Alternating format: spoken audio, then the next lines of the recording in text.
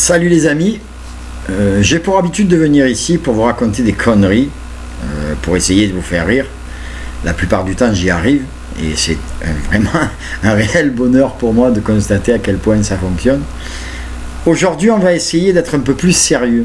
Je vais vous parler d'un sujet que je connais très bien et qui fait l'actualité depuis 2 jours là maintenant de la façon la plus éclatante. C'est le métier de pompier.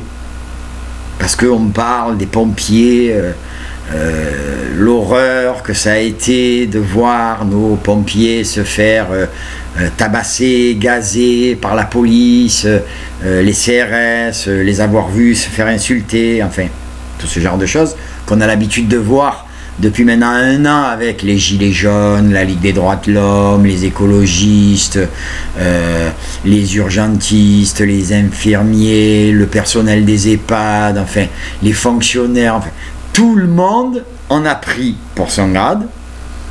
Et hier, une étape supplémentaire a été franchie dans l'horreur de ce que peut produire notre police nationale aux ordres d'un pouvoir complètement fascisant et dictatorial, à savoir en arriver à frapper ses propres pompiers.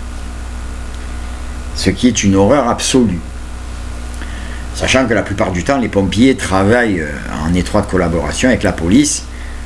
Vous allez comprendre, je vous expliquerai par la suite comment ça fonctionne. On va parler de ces pompiers, de ces gens. Alors, tout le monde le sait, je l'ai déjà dit 100 fois, je l'ai écrit... je l'ai dit dans des vidéos, j'ai été pompier, moi ici à Marseille, au bataillon des marins-pompiers pendant 3 ans, de 1980 à 1983. Et je peux donc parler en connaissance de cause de ce qu'est vraiment le métier de pompier, mais vu réellement de l'intérieur. Alors, ce que je vais vous décrire, c'est le fonctionnement du bataillon des marins-pompiers, qui est un corps d'armée détaché de la marine nationale pour la ville. Il y a eu un événement, il y a plus de 100 ans qui a fait que des gens sont morts, les pompiers, les sapeurs de l'époque ont été complètement dépassés. La ville de Marseille a demandé à la marine nationale de détacher un corps comme elle le faisait à l'arsenal de Toulon, où tout l'arsenal était, les risques domestiques, les risques de feu et tout ce qui allait avec, étaient garantis par une unité à part du bataillon, un bataillon de la marine nationale qu'on a appelé les marins-pompiers. Marseille s'en est doté suite à cet événement. Je crois que c'était le grand incendie des Galeries Lafayette ici à Marseille en 1900 et quelques. Enfin bref, le métier de pompier ici, déjà à l'époque quand moi je suis rentré au bataillon des marins-pompiers, on pouvait y accéder sur concours, c'est-à-dire on présentait une candidature, on avait un examen de théorie sur notre culture générale, sur nos aptitudes psychologique, avec un entretien avec un psychiatre, et sur nos aptitudes physiques avec des exercices comme la course, le saut, le lancer du poids, ce genre de conneries, et une épreuve éliminatoire à l'époque, alors je ne sais pas si ça existe toujours, qui était de déployer une échelle, mais ces échelles qu'on peut voir dans les films des années 1800 avec les roues en bois et les manivelles, qui se développait sur 45 mètres de hauteur. Et il fallait grimper jusqu'en haut, étant attaché simplement avec une corde de rappel qui vous empêchait de vous éclater la gueule par terre, monter, rester stationné pendant une dizaine de secondes et redescendre avec simplement un pompier qui était là à 5 mètres derrière vous au cas où. Et c'était une épreuve éliminatoire, et croyez-moi, pour l'avoir vécu, je ne suis pas quelqu'un qui a le vertige, je peux vous dire que la première fois que vous grimpez sur une de ces putains d'échelles, c'est très très très impressionnant.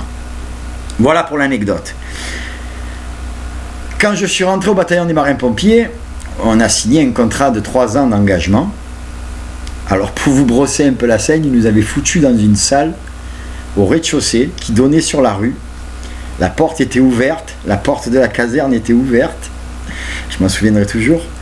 Et vous aviez votre contrat devant, il n'y avait plus que la signature à mettre, et l'officier qui était là pour récupérer le contrat vous disait « Regardez bien la rue, regardez bien, parce qu'à partir d'aujourd'hui, vous ne serez plus aussi libre d'y circuler comme vous y circulez aujourd'hui.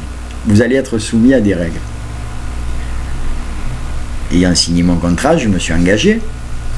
Et je me suis retrouvé à faire une formation de 4 mois intensive, vraiment, hein, où vous êtes pris en charge. On vous apprend toute la théorie, toute la pratique de ce que peut être le feu, les premiers secours, enfin ce genre de choses. Et à l'issue de ça, vous recevez un diplôme et vous rentrez ce qu'on appelle en compagnie.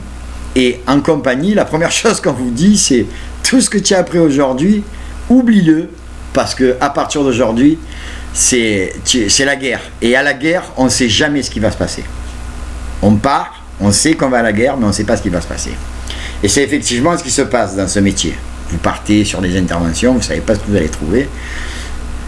La différence entre la police et les pompiers, elle est simple. C'est que les pompiers sauvent la vie des gens en emportant des armes qui leur permettent de combattre le feu, alors que la police sauve la vie des gens en emportant des armes qui leur permettent de combattre les méchants, mais de se défendre à eux.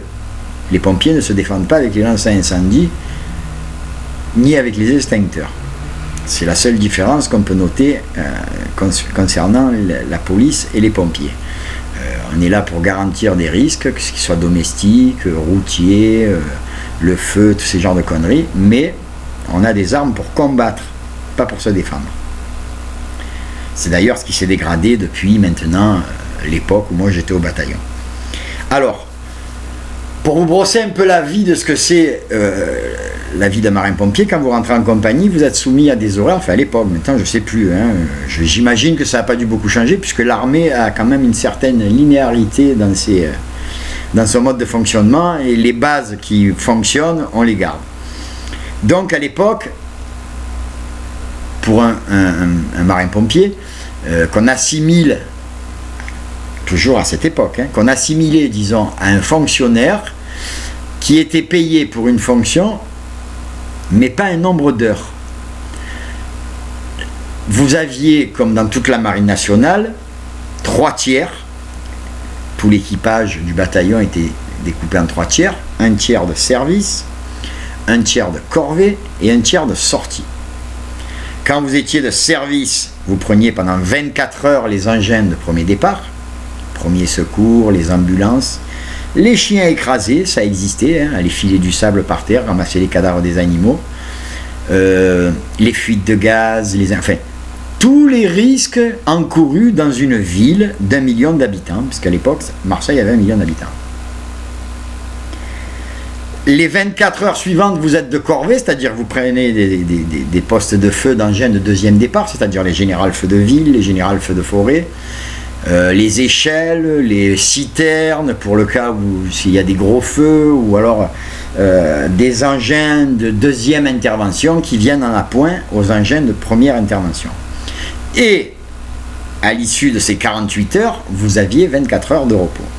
Tout ça sans distinction ni de dimanche, ni de samedi, ni de week-end, ni de jour férié. C'est ce qu'on appelait 48-24. Au bout de 3 années de contrat, vous avez droit à ce qu'on appelle le déballage, c'est-à-dire à la 36e heure après votre service au milieu de votre corvée, on vous donnait le droit de rentrer chez vous et vous étiez d'astreinte à domicile. Vous pouviez rentrer à n'importe quel moment si le bataillon appelait chez vous pour vous dire on bat un plan de rappel, tout le monde doit rentrer en caserne. Voilà. Donc c'est un métier qui sur 48 heures, alors qu'aujourd'hui on découpe une semaine de travail en 35 heures, qui sur 48 heures se décompose de la façon suivante. Le matin, vous êtes à l'appel, à 6h30, montée des couleurs, ensuite petit déjeuner, attribution des postes de feu, indisponibilité selon les casernes de la manœuvre des générales feux de ville, parce que vous faites des manœuvres, ce qu'on appelle les manœuvres de la garde, c'est-à-dire vous effectuez des simulations avec des vrais engins, avec des pompes en eau, des lances établies, vous êtes les échelles déployées, je veux dire, il manque plus que le feu, c'est une simulation mais plus que réelle. Rajoutez à ça, vous avez les corvées, les nettoyages des chambres, nettoyage des toilettes, nettoyage des douches, nettoyage de la caserne, nettoyage des engins. Certains sont affectés à des tâches auprès des officiers mariniers, c'est-à-dire les officiers d'équipage, pour le service, pour la bouffe, pour le nettoyage. Et à l'issue de ça, les après-midi, Vous avez des affectations où vous êtes envoyé dans différents endroits de la caserne, c'est-à-dire affecté à la mécanique des engins, affecté à la remise en état du matériel, les inventaires, le remplissage des ambulances, la réparation de certains accessoires, et ainsi de suite. Vous n'avez pas une minute à vous. Vous faites réellement 48 heures de travail en continu. Ça ne tient pas compte évidemment quand vous pouvez tomber sur des interventions où vous partez pour faire un feu dans une entreprise ou dans une usine ou dans un immeuble qui va durer 17-18 heures, pendant lesquelles on va passer ces 18 heures à éteindre le feu, mais après il va falloir garantir la sécurité de l'immeuble de manière à ce que le feu ne reprenne pas, et puis surtout il va falloir démonter toute la merde qu'on a mis et la rentrer en caserne, mais une fois rentrée en caserne, toute la merde qu'on a mis et qu'on a sali, on la démonte une deuxième fois et on la nettoie, c'est-à-dire pour la deuxième fois, voire même la troisième fois en fonction des interventions dans la journée. Voilà. Alors pompier, c'est un très beau métier. Ça s'adresse à des gens qui veulent donner une signification à leur vie en la mettant au service d'une population, au service de certains risques, parce que c'est un métier dangereux, croyez-moi. Vous pouvez risquer votre vie simplement en descendant d'une ambulance en plein milieu d'un embouteillage pour faire la circulation et vous faire envoyer en l'air par une bagnole, comme je l'ai déjà vu. Vous pouvez tomber suite à une mauvaise manœuvre d'un immeuble et rester attaché pendant 35 minutes à une corde pendue à 60 mètres du sol. Ça aussi, je l'ai vu. Et c'est un métier qui s'adresse à des gens qui ont en eux une abnégation, un sens du devoir et surtout un courage et une capacité à encaisser la misère et les horreurs, parce que croyez-moi, vous en voyez de toutes les couleurs. Quand vous rentrez chez les gens, vous voyez leur intimité, la misère. Ça peut être des enfants enfermés dans des placards, des femmes battues, des hommes ivres, des couples qui se déchirent, des enfants qui se droguent, qui frappent leurs parents. Enfin, vous êtes confronté à tout ce que la misère peut produire dans ce monde et vous êtes le lien direct entre la population et les personnes qui vont prendre en charge cette misère, que ça soit médicale ou même sociale. Et vous devez avoir une capacité à absorber toute cette misère, toute cette détresse, en restant vigilant, en vous préservant, en préservant le mec ou les mecs qui sont à côté de vous, comme eux vont vous préserver. La devise des pompiers, c'est vaincre ou périr. Je veux dire, c'est tu tombes, on tombe. Il y a une solidarité qu'on peut retrouver dans tous les corps de ce genre, que ce soit la police, l'armée et principalement aussi les pompiers quand c'est, comme le cas présent, un corps militaire détaché où les règles militaires sont prépondérantes sur tout le reste. Voilà. C'est un métier pas facile. À l'époque où j'ai commencé à faire ce métier, nous à Marseille, ici, on était les rois de la ville. Les gens nous saluaient, nous serraient la main. Bravo, c'est beau, c'est bien, grâce à vous on peut faire ceci, moi j'ai ma tante, moi j'ai mon oncle, moi c'est mon grand-père, moi c'est mon fils. Je me souviens d'une anecdote, un soir du 31 de l'an, je suis en caserne à Louvain, on reçoit un appel des quartiers chics de Marseille, un neurochirurgien dont l'enfant vient de faire des convulsions, un neurochirurgien, et pris par l'émotion, dans l'incapacité de faire quoi que ce soit sur son gosse, arrivé sur place, réceptionner l'enfant de 18 mois, un enfant de détresse respiratoire, bleu, quasiment bleu outre-mer, tellement le gosse était en train de s'étouffer, et avoir passé plus de 3 quarts d'heure avec mes 3 camarades de l'ambulance à pomper des glaires à la bouche, parce que déjà le problème de matériel se faisait sentir. On avait des espèces d'aspirateurs pour aspirer ces genres de saloperies dans les poumons des gosses qui ne fonctionnaient pas. Et il a fallu pomper chacun notre tour les glaires à la bouche de ce gosse. Et arrivé à l'hôpital, on a ils ont réceptionné le gosse, ils l'ont mis en assistance respiratoire et le gamin a été sauvé. Le lendemain, le papa est arrivé à la caserne de Louvain, il a ouvert le coffre de sa voiture, il avait une caisse de bouteilles de champagne de Moët-et-Chandon qu'il a posée et qu'il a dit « Je vous remercierai jamais assez pour ce que vous avez fait. Merci, merci, merci, vous êtes des anges, des chevaliers. » Enfin, blablabla. Ça a duré 1 heure. On a bu une coupe de champagne, tout le monde ensemble, on était tous contents. Voilà. C'est pour des moments comme ça qu'on fait ce métier. J'ai fait 2 accouchements aussi, mais des vrais. Pas des accouchements, non, accouché, des vrais. Des morts, des gens, des accidents, des gens en morceaux, en 1000 morceaux, vivants, conscients encore, pissant le sang par tous les trous, des personnes en détresse, sur des chutes, avec des fractures. C'est toute l'horreur d'un quotidien que vous devez contenir en vous et que vous devez, en retour, essayer de contrer et d'agir du mieux possible selon ce qu'on vous a appris et selon ce que vous apprenez au fur et à mesure que vous pratiquez ce métier qui est un métier magnifique. Voilà. Et avoir vu hier la police taper sur la tête de ces gens-là, pour moi c'est le comble de l'horreur qu'on n'ait jamais pu voir dans cette société. En arriver à frapper ses propres pompiers, les gens qui sont là.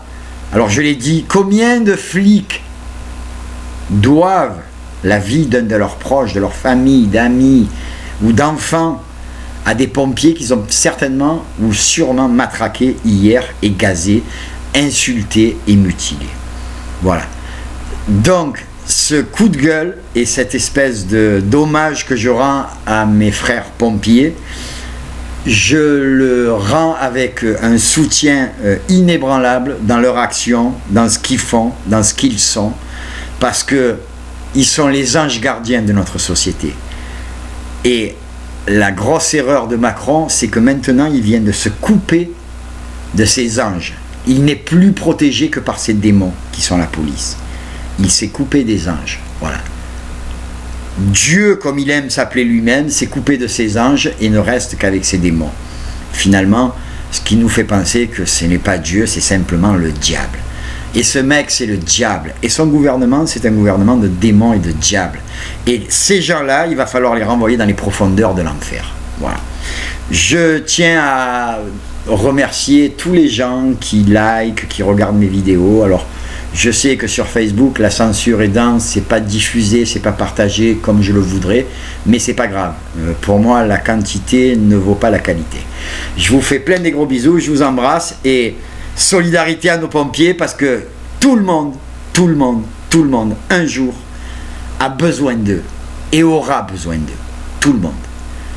Que ça soit en début de vie, au milieu ou à la fin. On aura un jour besoin d'eux. Tous, autant que nous sommes.